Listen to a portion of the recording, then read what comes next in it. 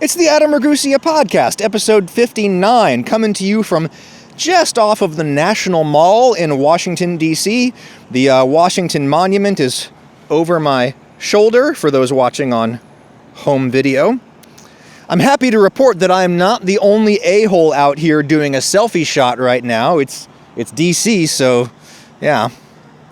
You'll have to forgive all of the background noise. I cannot tape an hour-long podcast up in the hotel room with my kids. I'm in DC shooting some stuff from a YouTube channel that I'm super excited to show you in a few weeks, but today we're going to be dealing mainly with the question of whether you and I and everyone else ought to consider the word obesity to be a slur against fat people. And if you're anything like me, we're already off to a rocky start, because to people like me, fat people sounds way more like a slur than obesity does. But there are people who have been working to reclaim the word fat in the same way that sexual and gender minorities reclaimed the word queer, right?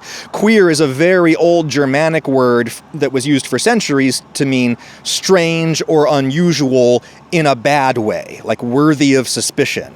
That meat looks a little queer, perhaps we'd best not eat it, that kind of thing. And there, of course, I am using meat in its original sense, meaning food of any kind, or perhaps more specifically, the main part of the food item that you're going to go for, like the meat of the fruit, as opposed to the skin or the core of the fruit. We still use meat that way sometimes today because meat used to refer to all food. The really narrow definition, the edible flesh of warm-blooded animals, that's also pretty old, but it did not emerge as the dominant definition until pretty recently, like the early 20th century. So when Charles Dickens wrote, "Well, a few of us are endeavoring to raise a fund to buy the poor some meat and some drink," well, I think that Dickens probably would have meant food of any kind, not specifically flesh. Tangent over. But like most Adam Ragusia pod tangents, that one was actually secretly relevant and perfectly on point for the argument that I am attempting to unspool this episode, and that argument I can summarize thusly. Words change meaning all the time. And if the people who speak English decide that obesity is actually a slur, then it will be so. And there's nothing wrong with that. That's how language works. That's how it has always worked. On the other hand, individual English speakers, or a small group of English speakers, don't get to unilaterally redefine a word for the rest of us. Or maybe they actually do? I think we have a well-developed tradition across many societies where we attempt to address community-wide concerns by going first to the people most affected and taking their lead about what we should do next about this community-wide concern. So if large numbers of very fat people decide that they would rather be called fat than obese, then I'm inclined to follow their lead, as they are the ones most directly affected. I myself may be fat enough that internet cave creatures occasionally send me nice little notes telling me how I am a dripping piece of lard. But I'm self-aware enough to know that I effectively pass as thin, or thin enough, and as a result, I mostly walk free of the crushing stigma suffered by people who carry a lot more adipose tissue than I do.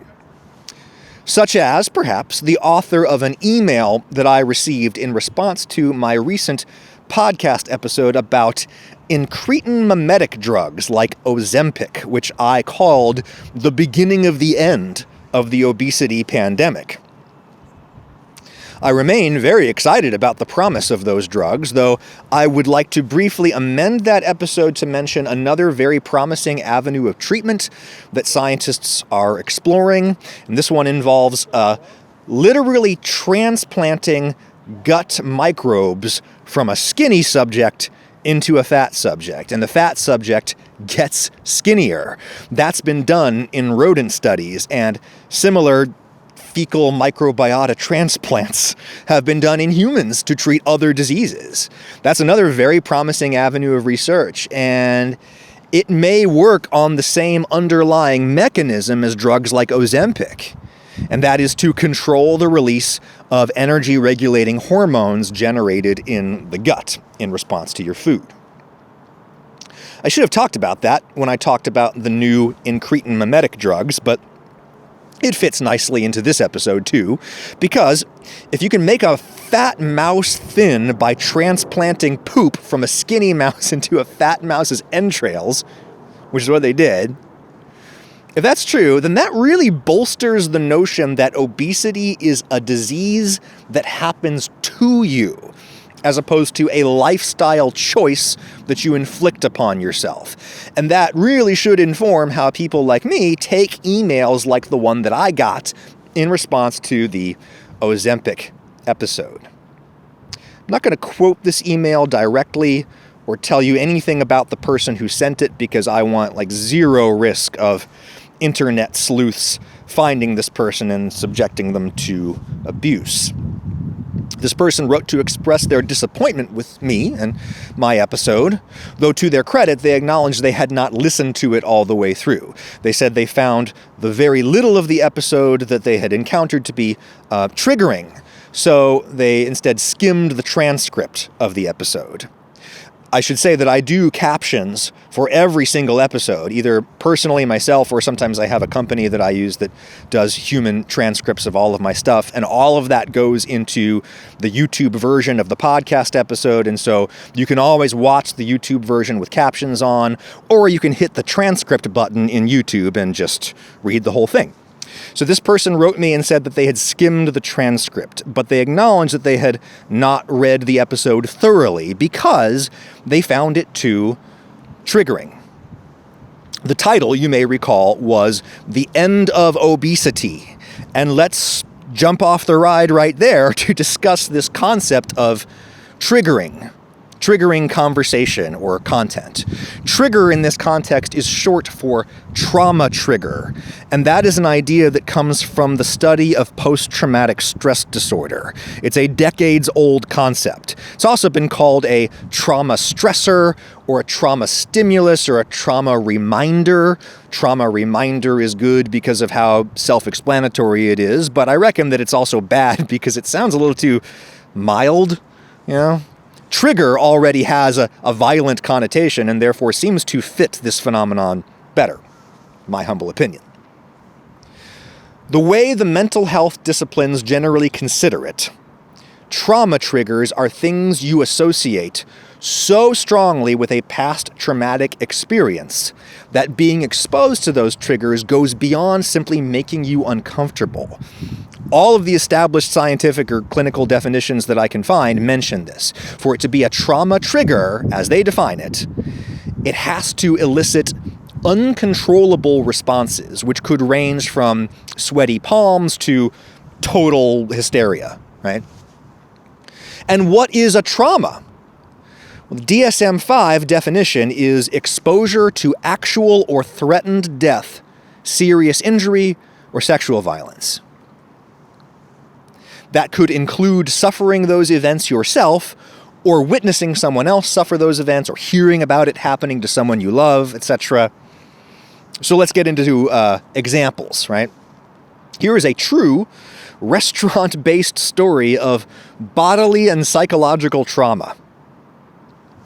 Surely I don't need to say trigger warning at this point. I've told you what I'm going to talk about. Anybody who doesn't want to hear any more can switch off right now. I don't need to say trigger warning in order to warn you. You have been warned.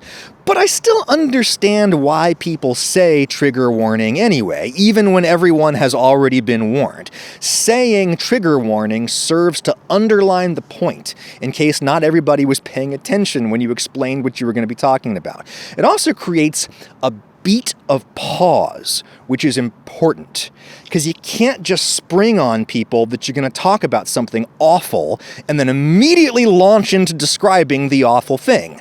You have to give people enough time to leave the room or shut off the podcast or whatever, which I suppose is what I'm doing right now.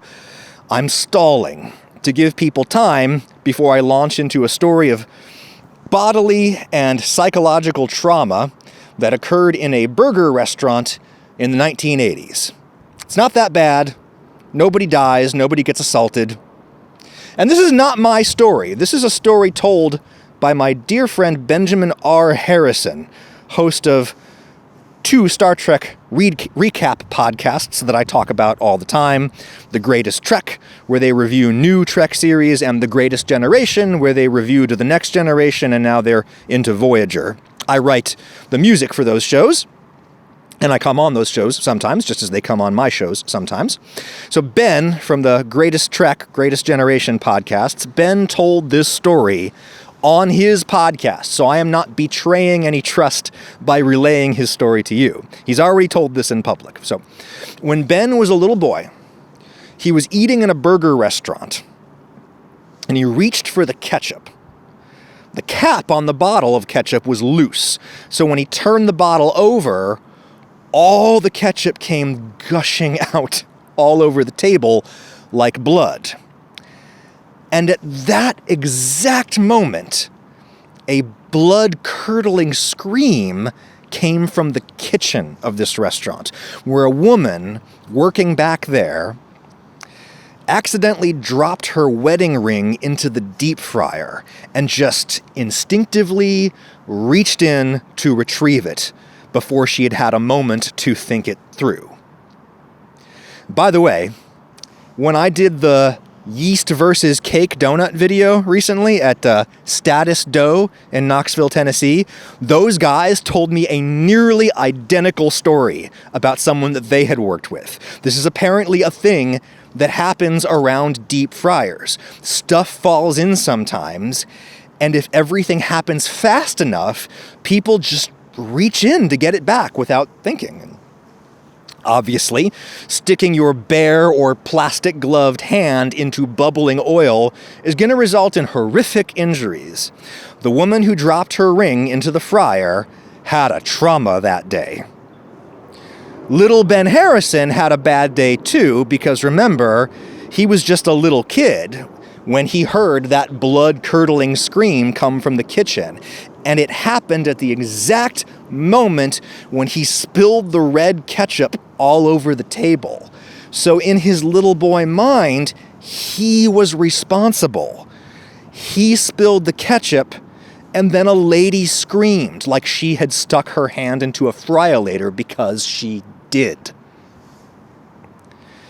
And Ben said in his podcast that he has had to work through those memories with his therapist. And only his therapist has a fully informed opinion on whether Ben suffered a true trauma that day, as defined by the DSM, the Diagnostic and Statistical Manual of Mental Disorders.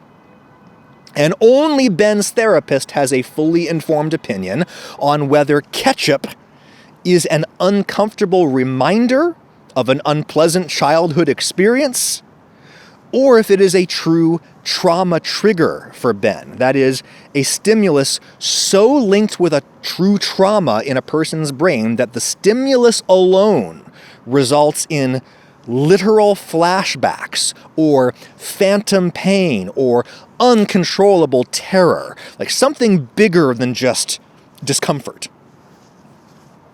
A more conventional example of trauma and trauma trigger that no one would dispute would be all of the U.S. soldiers who come back from the wars in Iraq and Afghanistan, where they were constantly under threat from improvised explosive devices. And now, when they hear fireworks or a truck backfiring or whatever, they will slip into a fugue state or just dive under the nearest table, or they fly into a violent rage, all kinds of things.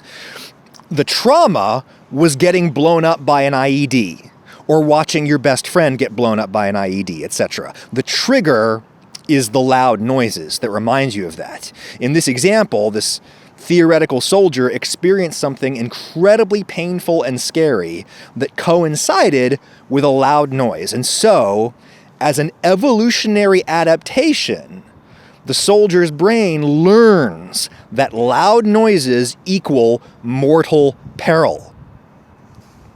And the incredible neurological energy of that trauma forged unusually strong neural links between the stimulus and the memories of pain and terror. Mental links that are so strong that perhaps they can never be broken. And as the train pulls into the station, here's a much less dramatic example, okay? I had a car accident when I was 17, where the airbag went off. Much less dramatic example, I said, but maybe a more relatable example. I was fine in this accident, but I was a little banged up, and it easily could have been much, much worse. Like, personally, I would not characterize that experience as a trauma, just because I don't think that I was as scared as I should have been because I was 17. But on an intellectual level now, like, I know that I experienced the threat of imminent serious injury or death. So I could, if I wanted to, cram this into the DSM-5 definition of trauma if I wanted to. And if you've ever been in a car when the airbags went off, you know that smell. Cars use explosive propellants to inflate the bags in response to the collision. So there's this weird smell of like burnt cornstarch after an airbag goes off. Some airbags literally use cornstarch as part of the little bomb that explodes inside the bag to make it inflate in the split second before your face hits it in the collision, right? I just remember waking up after the crash and looking for my glasses, which had been knocked off of my face, presumably by the airbag. Anyway, insurance paid for that car to get fixed up, and months later, when I picked that car up from the shop, I was 17. I was so excited to have my freedom again, but then my heart kind of sunk when I got into the car, and there was still that lingering smell of burnt cornstarch. Any car owner knows that once a strong smell enters the upholstery, it's never coming out again. And I got this visceral feeling of like wild animal fear when that smell hit my nostrils again, months after the car accident.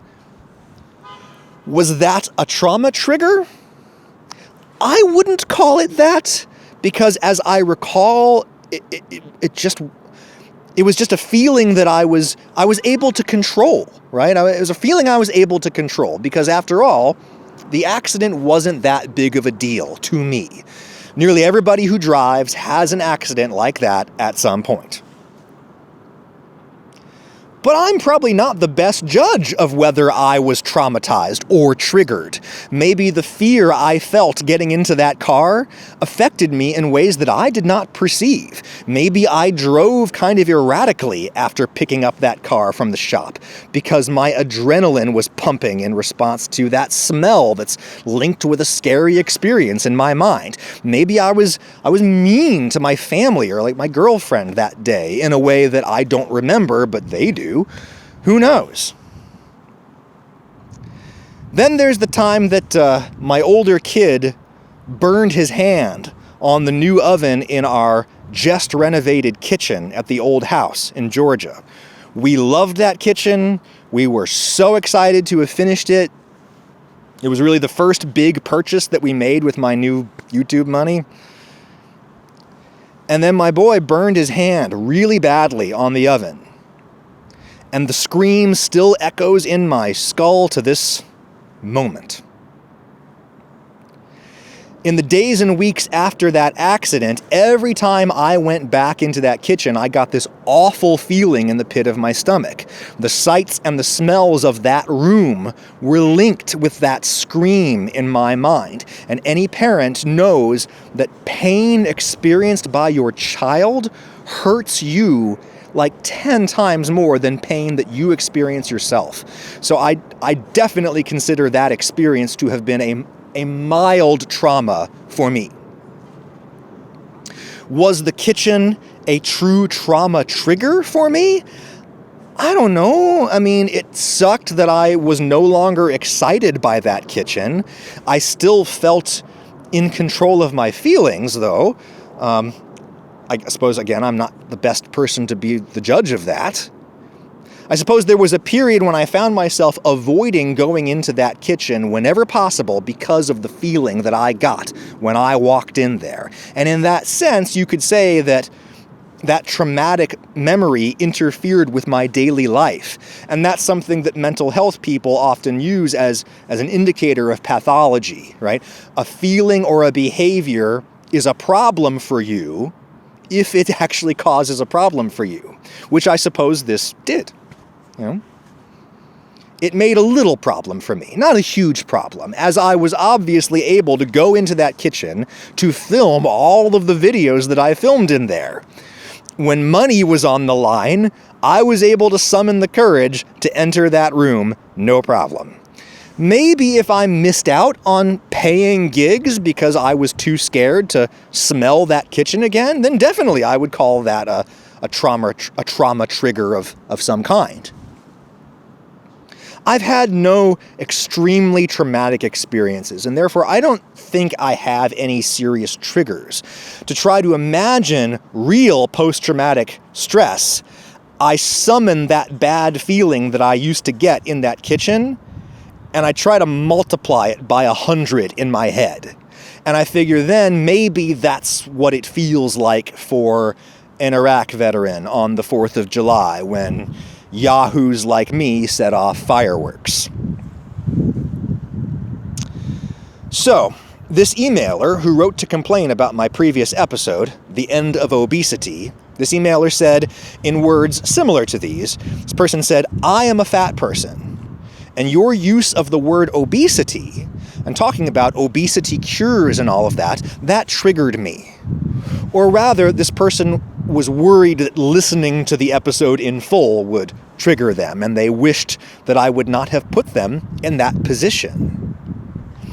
And it would be very easy for someone in my position to dismiss such an email. I could say, sorry, it's not my job to make you comfortable.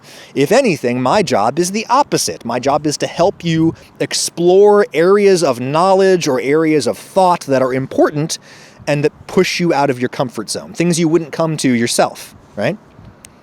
People in my position tend to find that our skin thickens a little bit the longer we are public figures.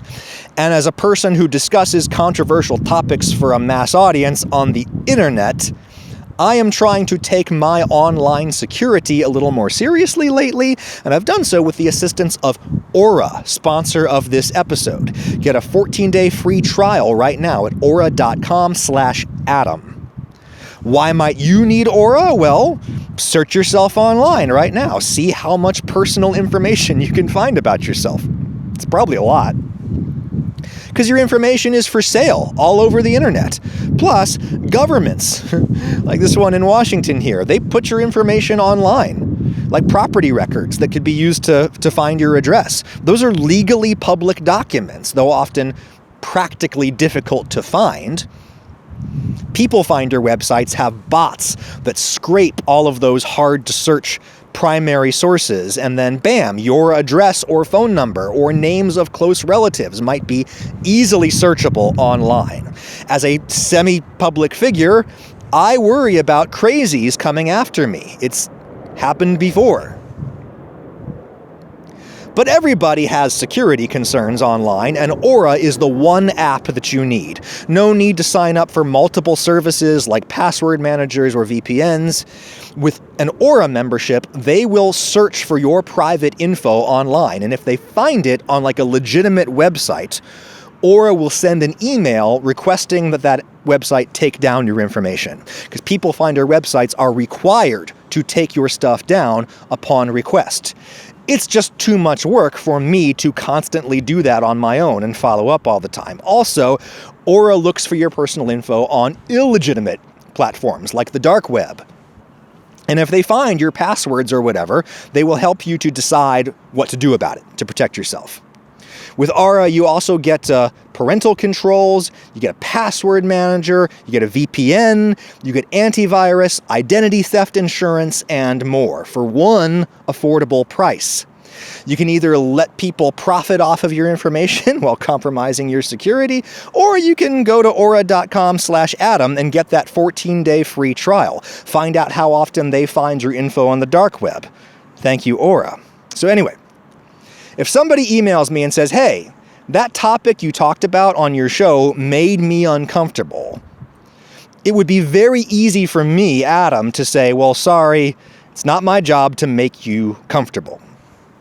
I could say that, and that might be true, but that argument only goes so far, right? Like, just because something is true, or you believe it to be true, doesn't mean that you have to say it out loud. Sometimes you don't. Sometimes nothing good comes of speaking a truth out loud.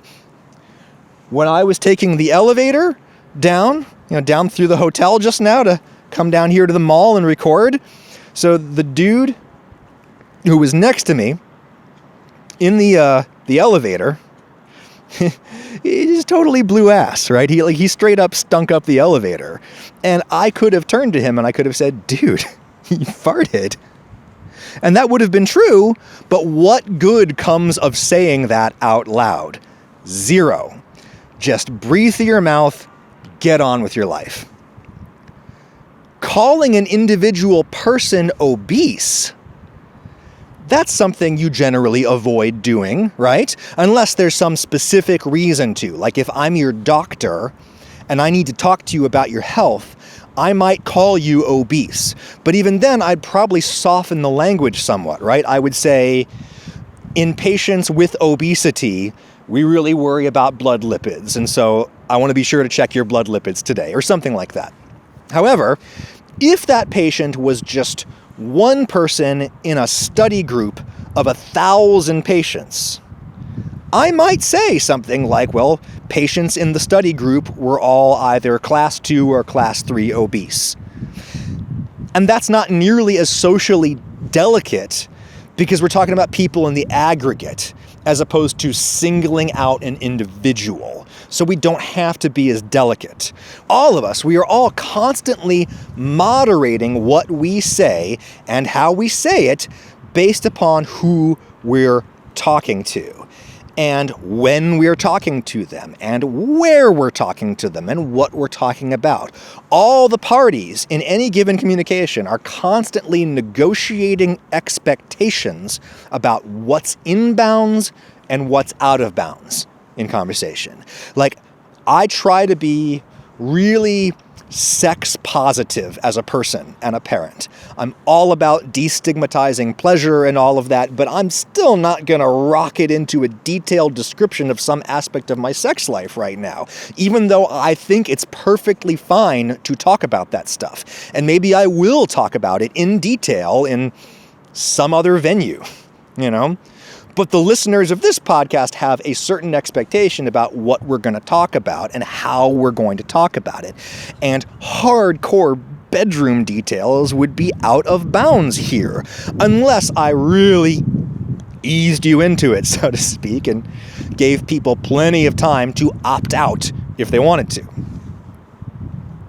In the legal world, they talk about reasonable expectations. Like when I would teach a basic 2-week primer on media law to my journalism students at Mercer University, I would tell them what all the textbooks say, which is that you're generally within your legal right to record people and take their picture in situations where they lack a reasonable expectation of privacy, like sitting off the National Mall and recording a podcast. I have no reasonable expectation of privacy right now, as I would have if I was sitting in a bathroom stall just 100 feet that way, right?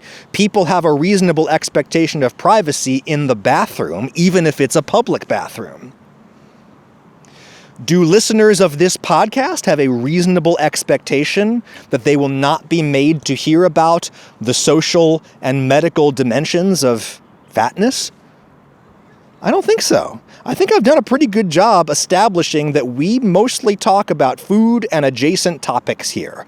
Body composition and diet are as intimately linked as two factors can be. And I've done tons and tons of health and fitness related topics before. So no, I don't think anyone has a reasonable expectation that Adam Ragusea podcasts will be free of talk about fatness. That's one of the things that we talk about here.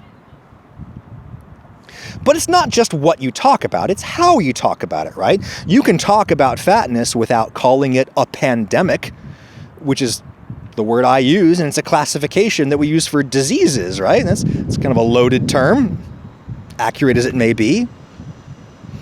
And you can talk about fatness without calling it obesity, which more than a few people now consider to be a slur. This person who emailed me said obesity is considered a slur. And I instinctively bristle at sentences like that. The passive voice there bugs me. Give me like a human subject in that sentence. Come on, like who considers it a slur? Is it you? Is it some organization with authority in this matter? If you want to persuade me, say X considers obesity to be a slur. Tell me who. That information is relevant in a context where a word is not yet broadly considered to be a slur. Like, if you want to assert that the N-word is a slur, you really don't need to cite your sources on that one, right? Like, you are simply articulating a near universal opinion. But obesity, the word, is still widely spoken and heard between people who do not consider it to be a slur, and it remains the technical term of art. Nearly everybody in the world of medical science describes people with very high levels of adiposity as being obese. That doesn't mean it's right. I'm going to talk now about intellectual disabilities and what we used to call people who have such disabilities. We called them the R word back in the day, which I'm going to say out loud now. Warning. Medical science used to classify very low IQ people as being mentally retarded. There's nothing inherently slurish about that term, right? Retarded just means delayed or restrained, right? A person was said to be mentally retarded if their normal intellectual development was arrested in some way. Retarded only became the R word because a-holes kept using the word pejoratively as an insult. They turned it into a slur, and they deserve the blame for that. We ought not blame the messengers, who in this case were the people with intellectual disabilities or their loved ones who came forward and they said, hey, can we just all say intellectually disabled now instead of retarded? Retarded has become an insult now, and intellectually disabled is probably a more scientifically accurate term anyway, so let's just not say the R word anymore, okay? Intellectually disabled is probably too long and too hard to say to ever be used as an insult, so it's probably safe from perjuration for the time being. But if it ever gets used widely as an insult, maybe we will move on to a new word, and such is the nature of language. It constantly evolves whether you want it to or not. There's nothing inherently bad about the word obesity. In English, whenever you have two words that mean the same thing, you can probably bet that one of them is Germanic in origin and the other is Latin in origin. One is descended from the word spoken by the Anglo-Saxons in England, and the other is descended from the word spoken by the Norman conquerors of England in 1066. If one of these two synonyms sounds fancy and mellifluous, it's probably the Norman French word, descended from Latin. And if one of these two synonyms sounds abrupt and percussive, monosyllabic, it's probably the Anglo-Saxon word descended from Proto-German. Fat is Anglo-Saxon, obviously. Obese is French. Or it's from the French word, how'd you say this? Obesité, which is from the Latin obesitas, which literally just means fat. Two words literally mean the same thing. And when medical science reached for a word to which they would attach all kinds of new scientific detail that they were accumulating, well, they naturally reached for the fancier word, as they usually do. They said obese rather than fat. And when they picked up the word, they changed its definition by applying all kinds of new clinical detail to it. Obese doesn't just mean fat anymore. It means very fat, very, very fat, right? Fat enough that your level of fatness is strongly correlated with bad health outcomes. The fat might not directly cause the bad health outcomes, but it is correlated with bad health outcomes. And it is a fact that the clear medical scientific consensus of 2023 is that very high levels of adiposity, defined as class 2 and class 3 obesity, that level probably hurts your health directly. And at the very least, it is strongly correlated with bad health outcomes. And interventions that make such people less fat usually help them live longer and healthier lives. That's not my opinion. You shouldn't care about my opinion on such topics. I have not earned an opinion. I am merely summarizing and relaying the opinion of the American Medical Association and like every mainstream group of healthcare providers or health scientists that you could think of. And this person who wrote me the email said that that consensus is wrong. And to support that rather enormous claim, this person pasted a link to a podcast episode by someone who is not a physician or any kind of health scientist. And even if that podcast were by like a doctor, well, there's lots of doctors who are total quacks. When you lack deep expertise in a subject area, it is logical to defer to the majority professional opinion among people who are experts in that area. And that's what I try to do. That doesn't mean that I don't consider outlier views, but I also acknowledge that I have very little ability to scrutinize outsider views. If those outsider views turn out to be the correct views, well, I have confidence that eventually the medical establishment will be persuaded of the error of their ways, as they have been many times before, and they will change their views. And that will change my views. Right? But until that happens, I have no logical reason to believe an outlier view over the prevailing view, because I have not enough information to assess the validity of the arguments being made. There are some organizations that have bubbled up in recent years dedicated to destigmatizing fatness, which is a goal that I fully support. However, some of these orgs have also latched onto extreme fringe scientific views that being very fat is not at all bad for your health. And to justify that claim, they point to studies showing that fat people are not so unhealthy after all, at least comparatively speaking. The problem with them making that claim is that those studies looked at young people. Like the same types of studies find that a health gap between fat people and thin people really opens up as we age. A young body can withstand all kinds of stresses, but then they start to wear on you over time. Or people making this really extreme fringe scientific argument will point to studies of all-cause mortality, where they find that thin people are even more likely to die in a given period than fat people.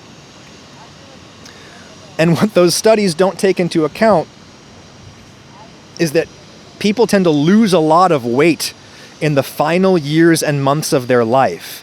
As they grow very old or very sick, they stop eating. And you have to account for that weight loss in your analysis. This is not my opinion. Adam Ragusia's opinion on such things is nearly worthless, okay?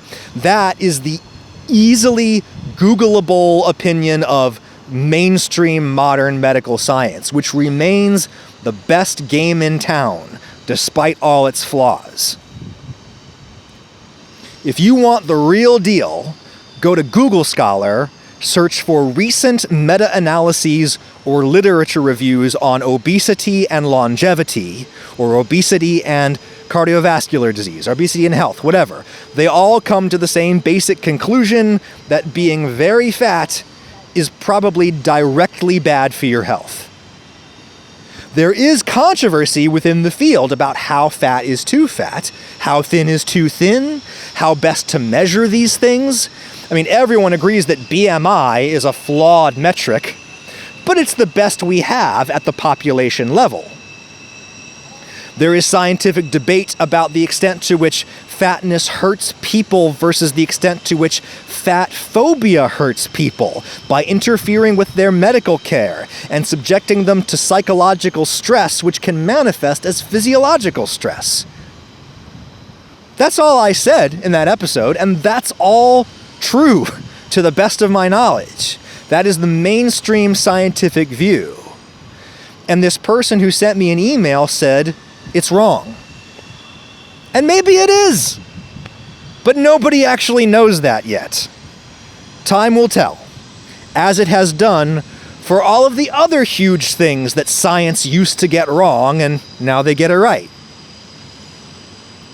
But it's undeniably true that fat phobia exists, and lots of different studies have indicated that fat phobia does way more to hurt people than it does to help them, to motivate them to lead a healthier lifestyle. Fat shaming does not work very well, according to the best evidence that we have. It doesn't make people thinner, it doesn't make people healthier, it only makes the problem worse. So, I totally understand why a self-described very fat person might be really, really sick of hearing about the obesity pandemic. And I can understand why they would really prefer to not hear about that in this fun podcast they listen to where the guy talks about flavor molecules and frozen garlic or whatever. You might think, my doctor badgers me enough about my weight. I don't need the season your cutting board guy to do it to me too. And fair enough. Well, wait for that motorcycle to go by. But I also have to have some amount of faith that I can talk about a reasonable variety of topics. I can label them accurately with titles and thumbnails that tell you what you're getting into, and then you can make an informed adult choice about whether you're going to catch that one. That sounds like a reasonable argument that I just made, right? I think so too. But I can also acknowledge that argument only goes so far. Hey, I told you this episode was going to be about how Hitler was actually right about everything, and if you don't want to hear that, well, you can just click on something else. You can't get mad about what I said because I told you what was coming. That doesn't work, right? Because some things are inappropriate to say in any context because they are wrong. Unfortunately, there aren't many cases as clear-cut as the Hitler one. Like, that one is clearly in the sphere of deviance, as coined and defined by the media scholar Daniel Hallen a long time ago now, in reference to his study of media coverage of the Vietnam War. Now, everybody in media studies talks about Hallen spheres. The sphere of deviance is stuff that most people in your audience would agree that no one should ever say. Fat people are fat because they have corrupted souls. Almost no one listening thinks that's an appropriate claim to make, and so it is in our sphere of deviance. Then there's the sphere of consensus, which contains all the stuff that nearly everyone in the audience would agree with. Statements like food is good. Sphere of consensus. Then there's the sphere of legitimate controversy. The kinds of things that only some people in your audience would say. Some people in your audience would disagree, perhaps vehemently, but they wouldn't say, "Oh, how dare you say that?" Like, they would recognize that some good people could honestly come to that point of view, even if they themselves disagree with it. I wish for a world in which most people in developed countries are on some kind of safe and effective pharmaceutical appetite suppressant to spare us and our planet from some of the problems associated with overconsumption of food. That's what I said a few episodes ago, and I will say it again. And lots of people will agree with me, and lots of very smart people will disagree with me. But few of them would say to me, shame on you for even entertaining that argument. I think most of us here would put that argument in Daniel Hallen's sphere of legitimate controversy. So I don't think that I need to apologize for making the episode that I did, or making the arguments that I did, talking about the science that I talked about. There has to be spaces for people to talk about issues like the global rise of adiposity-related disabilities and disorders. We have to be able to talk about this somewhere. That doesn't mean that everybody has to be able to talk about this. That kind of talk could be a trauma trigger for some people, and only those people know for sure if it really is a trauma trigger or if it's just something that makes you a little uncomfortable. I'm not anybody's therapist. Only you know if the discrimination that you have faced because of your body actually constitutes a trauma or just a shitty bad time. And only you know if talk about fatness actually constitutes a trauma trigger for you, something that elicits a powerful, uncontrollable response from your brain. This is not a purely academic distinction. The difference matters because if large numbers of people are legit triggered by something, then it's incumbent upon me and any other maker of mass media to take that information into account. Think about something like epilepsy. We all know that strobing effects can cause epileptic seizures in some people, and that's not something that an individual epileptic person can be expected to handle entirely on their own. They can't control what comes up on the TV next, and if the show flashes at them a lot without any warning or at all, they're going to have a seizure, and they can't realistically be expected to just dust themselves off and get over that seizure, okay? Those of us who make visual mass media products have to help protect people with epilepsy, even if that's a tiny minority of the audience, right? We have to not put strobe effects into our videos, or if we do, we have to warn people that it's coming so they can look away or watch something else. So similarly, if I learn that a word that I'm using in a podcast is sending some small but substantial number of people into fugue states that they can't just snap out of, that's something that I should really take into consideration. And I have to guard against the natural tendency to be defensive whenever somebody tries to bring that kind of issue to your attention. From the little information that I got from this emailer, it doesn't sound to me like that's what's going on here.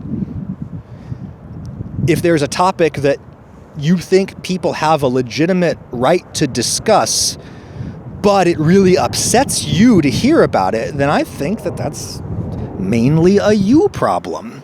Assuming that no one is cornering you into this conversation that's really uncomfortable for you, assuming you've received fair warning about what is going to be discussed, in that instance, right, it's our responsibility to manage our media diet ourselves.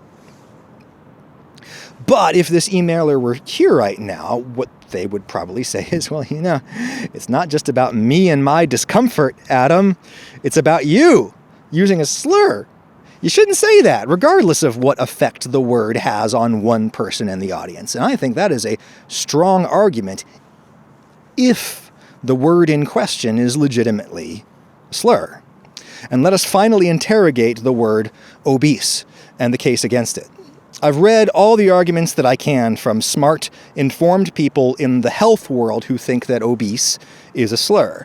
And the first thing that I've observed is that none of them really argue that obese is a slur. They argue that we should start to regard obese as a slur. It's a prescriptive argument rather than a descriptive observation. And I think that's totally legit. Words mean whatever we say they mean. We all make up the language together as we go, and thus all of us have standing to argue that a word's meaning has changed, or it should change. Like, I've had this dumb bugaboo for years about how people use the word acronym to describe initialisms. Like, all acronyms are initialisms, but not all initialisms are acronyms. An acronym is an initialism that you pronounce as a word. So FBI is an initialism, but it's only an acronym if you pronounce it FBI. Says who? Says dictionaries and stuff. And some more recent dictionary definitions acknowledge that people have been using acronym more broadly in recent years, and that's good. That's what dictionaries should do. Dictionaries should describe the language as it is spoken, not prescribe how it should be spoken. But I am fully within my right to advocate for the preservation of the original meaning of acronym, because I think it's a more useful word if we only use it to describe initialisms that we pronounce as words. If we broaden it to mean any kind of initialism, then we have two words that mean the exact same thing, and no word that only describes initialisms that are pronounced as words. And the most powerful way that I can advocate for that is not to tut-tut at people who use acronym to mean something different. That's pedantry, and everyone hates it. The most powerful way that I can advocate for the kind of language I want to see in the world is to use language the way that I want it to be used. Other English speakers can either join me in talking this way or not. There are some really smart people from the health world who advocate for the notion that we should all start to consider obese a slur. That's very different from saying obese is a slur. Duh, didn't you know? Which is probably a much less persuasive approach to take with people if you really want to see this change in the language. And here is my best summary of what I think is the best argument for this. Obese has come to be used pejoratively in the language. That is undeniably true. I mean, Google it. People use obese as an insult the same way that they use fat as an insult. But it's more than that. Obese is a label that people in the medical establishment have used for a long time to badger patients about their weight in really counterproductive ways. Yes, adiposity is partly the result of individual choices about what to eat or not to eat, but the research is really clear that in practice, people have very little ability to control their body composition outside of a given range. Variables like what neighborhood you grew up in and how much money your parents made are far more predictive of your body fat levels than anything else. And no weight loss regime has proven widely effective in the long term, with the exception of bariatric surgery. And the reason that I'm so excited about incretin mimetic drugs is that they are yielding results comparable to bariatric surgery. We don't know yet if these drugs work for a whole lifetime. They're too new for us to be able to know that, but it's looking like they might be that effective in the long term. I'm excited about that, and I wanted to tell my audience about that, precisely because I think fat phobia is such a cancer in our society, and I don't think it's realistic to expect most fat people to just put down the fork and lose the weight. Uh-oh. I lost my light. Hold on. Okay, I'm now lighting myself with my phone flashlight for those watching on home video, and I have had to switch to a different mic, so I might sound a little bit different. But anyway, I don't think it's realistic or helpful to tell people to just put down the fork and lose the weight. That expectation is harmful. And my hope is that this new generation of better, safer appetite suppressants will render that whole mess moot, right? There are two things that seem to be true at the same time.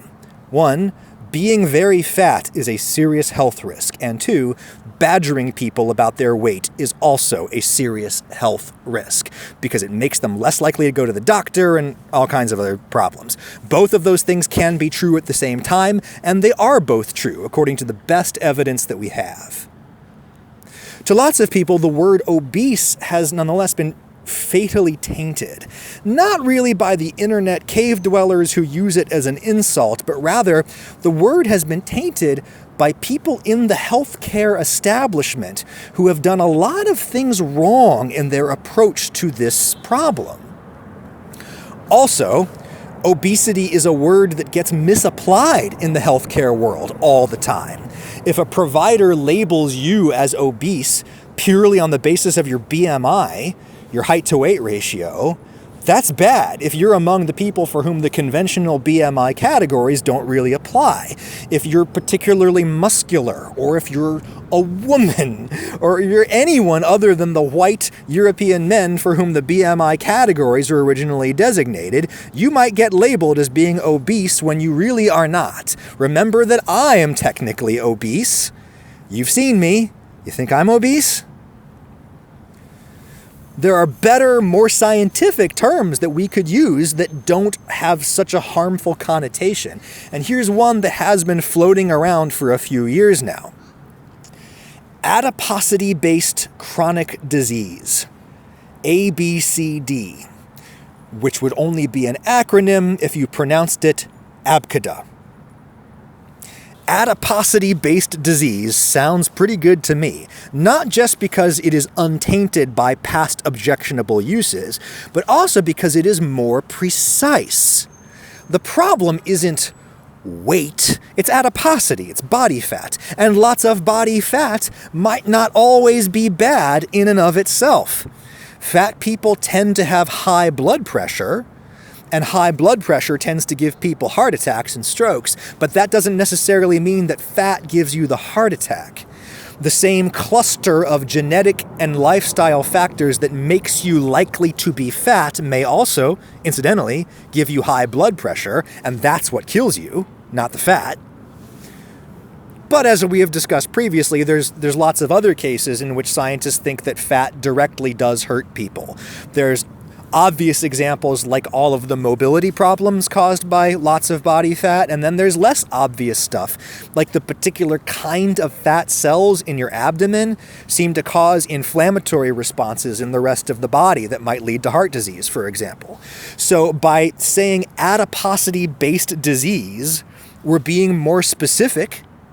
We're not just talking about harmless fatness or incidental fatness, we're talking about the kind of fatness that actually hurts people. I'm inclined to take my lead from the scientific community, and I suspect that I will keep saying obese a little as long as they keep saying obese, but I'm going to try to avoid it. I think a person in my position has some better options these days, and one of them is fat. Maybe I need to get over calling people fat when very fat people are trying to reclaim that word, the way that queer people reclaimed queer. Probably the most prominent advocate of this reclamation project is Aubrey Gordon, co-host of a very popular podcast about junk science that's called Maintenance Phase. I like a lot of what Aubrey does. She's super smart, and she says, I am a fat lady. Call me a fat lady because that's what I am, and it's not my fault. A person with fatness is like a person with cancer. Sure, individual choices contribute a bit to whether or not you get cancer, but it's mostly the luck of the draw. Having fatness is like having cancer, and therefore fat should not be pejorative. It might be, in practice, but somebody like Aubrey Gordon is arguing that fat ought not be an insult, and therefore fat people should reclaim the word. Never forget what you are, for surely the world will not. Make it your strength, then it can never be your weakness. Armor yourself in it, and it will never be used to hurt you.